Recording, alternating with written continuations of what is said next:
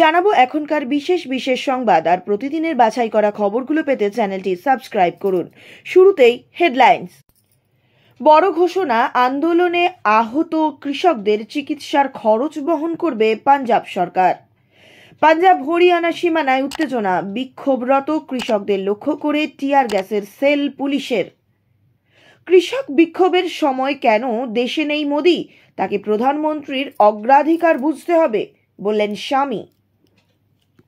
মোদি সরকার স্বৈরাচারী, জখম কৃষকের সঙ্গে কথা বলে পাশে থাকার আশ্বাস রাহুলের। এক হাতে কাটা মুন্ডু, অন্য হাতে অস্ত্র, স্ত্রীকে খুনের পর পুলিশের জন্য অপেক্ষা ব্যক্তির। শেখ শাহজাহানের বিরুদ্ধে আইনি পদক্ষেপ, ব্লু প্রিন্ট সাজাচ্ছে ইডি। 8 মিলিমিটারের সরস্বতী মূর্তি, পেন্সিল খোদাই, অভিনব শিল্প সত্তায় তাক লাগালেন শিল্পী। হরিয়ানা সীমানার কাছে থাকা সকল বিভিন্ন স্বাস্থ্যকেন্দ্র ও হাসপাতালে গেলেন পাঞ্জাবের স্বাস্থ্যমন্ত্রী বলবীর সিং। সেখানে ভর্তি থাকা সকল আহত কৃষকদের স্বাস্থ্যের খোঁজ খবর নিলেন তিনি। সেখানেই বড় ঘোষণা করলেন আপ সরকারের এই মন্ত্রী। জানালেন পাঞ্জাব সরকার হরিয়ানা পুলিশের সঙ্গে সংঘর্ষে আহত সকল কৃষকদের চিকিৎসার খরচ বহন করবে। উল্লেখ্য, ফসলের ন্যূনতম সহায়ক মূল্যের আইনি নিশ্চয়তা দেওয়ার দাবিতে দিল্লি চলো অভিযান শুরু করেছে পাঞ্জাবের একাংশ কৃষক। সেই অভিযানকে পাঞ্জাব হরিয়ানার শম্ভু সহ বেশ কিছু সীমানায় আটকে দিয়েছে হরিয়ানা পুলিশ। সেই ঘটনাকে কেন্দ্র করে মঙ্গলবার থেকে অশান্ত হয়ে রয়েছে ওই এলাকা। বুধবার টিয়ার গ্যাসের সেল ফাটিয়েছে পুলিশ।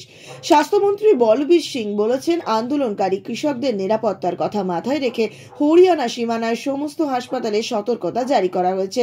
সেখানে জরুরি পরিষেবাগুলি 24 ঘন্টার জন্য সরবরাহ করা হচ্ছে। চিকিৎসকের অভাব নেই, সেই কারণে সকল চিকিৎসককে হাসপাতালে উপস্থিত থাকতে বলা হয়েছে। পাঞ্জাব হরিয়ানা সীমানায় বাড়ানো হয়েছে অ্যাম্বুলেন্সের সংখ্যাও। উল্লেখ্য, বুধবার রাজ্যের স্বাস্থ্যমন্ত্রী মোহালিতে অবস্থিত doctor B R. Ambedkar state institute of medical science CHC Banur civil hospital, Rajpura ও পাতিয়ালার রাজিন্দ্রা হাসপাতালে যান আহত কৃষকদের দেখতে। হরিয়ানার শম্ভু সীমান্ত এলাকায় অবস্থানরত কৃষকদের ওপর টিয়ার গ্যাসের শেল ফাটালো পুলিশ। বুধবার আন্দোলনকারী কৃষকদের দিল্লি চলো অভিযানের দ্বিতীয় দিনে হাজার হাজার বিক্ষোভকারী এই সীমান্তে অবস্থান করছিলেন। সেই সময় হরিয়ানা পুলিশ কৃষকদের ছত্রভঙ্গ করতে টিয়ার সেল ফাটায় বলে জানা গিয়েছে। হরিয়ানার জিন্দ জেলার ডাটা সিংওয়ালা খানৌরি সীমান্তেও এই রকমের অচল অবস্থা চলছে। সেখানে কৃষকদের তাদের ট্রাক্টর ও ট্রলি নিয়ে দিল্লির উদ্দেশ্যে যাত্রা আটকাতে ব্যারিকেড করে দিয়েছে পুলিশ প্রশাসন। দিল্লি চলো অভিযানে অংশ নিতে পাঞ্জাবের বেশ কিছু জায়গা থেকে কৃষকরা শম্ভু সীমানায় এখনো নিয়মিত আসছেন। পাঞ্জাবের পাশে জাতীয় সড়কের ধারে প্রচুর সংখ্যক ট্রাক্টর ট্রলি দাঁড় করিয়ে রেখেছেন কৃষকরা।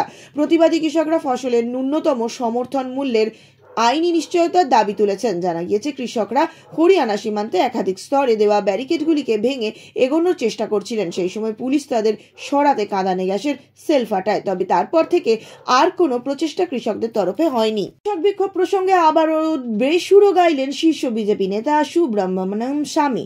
এই রকম পরিস্থিতিতে প্রধানমন্ত্রীর বিদেশ সফর নিয়ে প্রশ্ন তুলেছেন তিনি।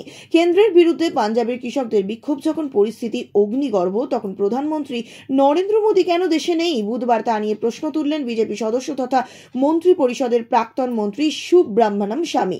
বিরাট হিন্দুস্তান সঙ্গমের সভাপতি স্বামী বলেন যে, মোদীকে অবশ্যই প্রধানমন্ত্রীর অগ্রাধিকারগুলি বুঝতে হবে। নিজের এক্স হ্যান্ডেলে একটি পোস্ট লিখে স্বামী লিখেছেন, প্রধানমন্ত্রীর দেশে অনুপস্থিত থাকা কি ঠিক? সামনে শুধু সাধারণ নির্বাচন রয়েছে তাই নয়, পাশাপাশি নয়াদিল্লির কাছেই পাঞ্জাবের কৃষকদের গুরুতর বিদ্রোহ সহিংস হয়ে উঠতে পারে এবং বড়সড় কিছু ঘটতেও পারে। প্রতিবাদ মিছিলের সময় পুলিশি তৎপরতায় জখম এক কৃষকের সঙ্গে কথা বললেন কংগ্রেস সাংসদ রাহুল গান্ধী। দেশের খাদ্য সরবরাহকারীদের প্রতি মোদী সরকার স্বৈরাচারী মনোভাব দেখাচ্ছে বলে তার অভিযোগ। মঙ্গলবার রাতে আহত কৃষক গুরমিত সিং এর সঙ্গে টেলিফোনে কথা বলেন রাহুল গান্ধী। হরিয়ানা পুলিশের সঙ্গে কৃষকদের সংঘর্ষে আহত ওই কৃষক পাতিয়ালা জেলার রাজপুরা শহরের কাছে একটি সরকারি হাসপাতালে ভর্তি। সেখানে পরিদর্শন করার সময় পাঞ্জাব কংগ্রেসের প্রধান অমরিন্দর রাজা ওয়ারিং এর ওই কৃষকের সঙ্গে রাহুলের কথা বলিয়ে দেন। তার হোয়াটসঅ্যাপ চ্যানেলে হিন্দিতে একটি পোস্টে রাহুল বলেন, গুরমিত সিংজির সঙ্গে ফোনে কথা হয়েছে। কৃষকদের আন্দোলনের সময় পুলিশি অত্যাচারে তিনি গুরুতর আহত। তার স্বাস্থ্যের বিষয়ে খোঁজ নিয়েছি এবং তাদের অধিকারের দাবিতে তাদের শান্তিপূর্ণ আন্দোলনে সমর্থনও জানিয়েছি।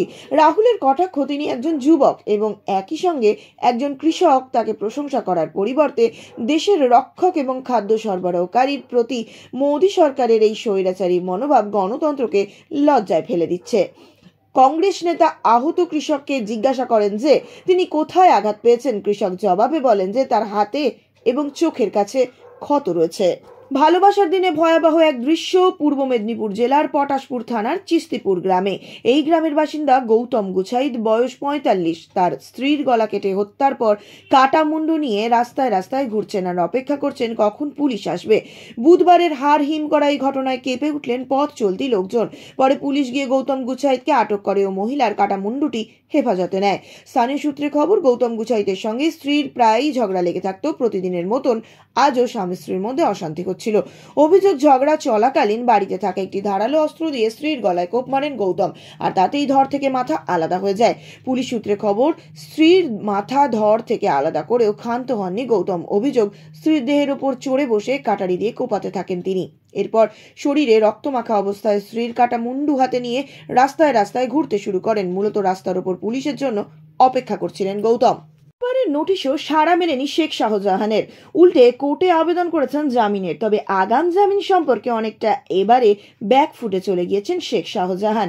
এক্ষেত্রে ফের তাকে নোটিশ দেয়া হবে নাকি তার বিরুদ্ধে এবারও আইনি পদক্ষেপ নেওয়া হবে, এই বিষয়ে জানার জন্য ইতিমধ্যেই দিল্লিতে ইডির সদর দপ্তরের সঙ্গে কথা বলবেন এই রাজ্যের তদন্তকারী আধিকারিকরা। এনফোর্সমেন্ট ডিরেক্টরেট সূত্রের খবর, আগামীকাল বৃহস্পতিবার এই বিষয়ে আধিকারিকরা দিল্লিতে সদর দপ্তরের আধিকারিক এবং আইনি পরামর্শদাতাদের সঙ্গে কথা বলবেন। মূলত পরামর্শ নেওয়া হবে যে শেখ শাহজাহানের বিরুদ্ধে কোনো আইনি পদক্ষেপ নিতে গেলে তদন্তকারীদের সামনে কোন কোন আইনি জটিলতা আসতে পারে, এছাড়াও এই সকল লাইনে জটিলতা থেকে পরিত্রাণ পাওয়ার কি পদক্ষেপ নেওয়া উচিত। ইতিমধ্যেই রাজ্য পুলিশের ডিজি রাজীব কুমার এবং সন্দেশখালীর উচ্চপদস্থ পুলিশ আধিকারিকদের একটি চিঠি লিখে ইডির তরফে জানানো হয়েছে যেন শেখ শাহজাহানের বিরুদ্ধে তারা আইনি ব্যবস্থা নেয়। তবে এই ঘটনার পর বেশ কয়েকদিন কেটে গেলেও এখনো পর্যন্ত শেখ শাহজাহানের কোনো নাগাল পায়নি পুলিশ। পেন্সিলের ওপর 8 মিলিমিটারের সরস্বতী খোদাই করে তাক লাগালেন নবদ্বীপের অঙ্কন শিক্ষক। এভাবেই তিনি বাগদেবীকে শ্রদ্ধা জানিয়েছেন। নবদ্বীপ শহরের প্রতাপনগর এলাকার বাসিন্দা গৌতম সাহা, বয়স প্রায় 56 বছর, পেশায় অঙ্কন শিক্ষক। গৌতম বাবুর বাবা ছিলেন আকাশবাণীর গীতিকার ও শিক্ষক। পরিবারে স্ত্রী ও সন্তান সহ 2 দিদি রয়েছেন তারাও লেখালেখি, সঙ্গীত চর্চা, শিক্ষকতাও করেন। এক কথায় শিক্ষা ও শিল্প সত্তায় ঘেরা পরিবার থেকে উঠে আসা শিক্ষক গৌতম সাহার। লকডাউনের সময় থেকে তিনি এই ক্ষুদ্র শিল্পকলার কাজ শুরু করেন। অতীতে বিভিন্ন সময়ে কখনো মুগ ডালের উপর, কখনো ধানের উপর, তো কখনো আবার চক বা চালের উপরে মাটি রং দিয়ে ফুটিয়ে তুলেছেন মা কালী, রবীন্দ্রনাথ ঠাকুর, মহাপ্রভু সহ বিভিন্ন দেবদেবী ও মনীষীদের মূর্তি।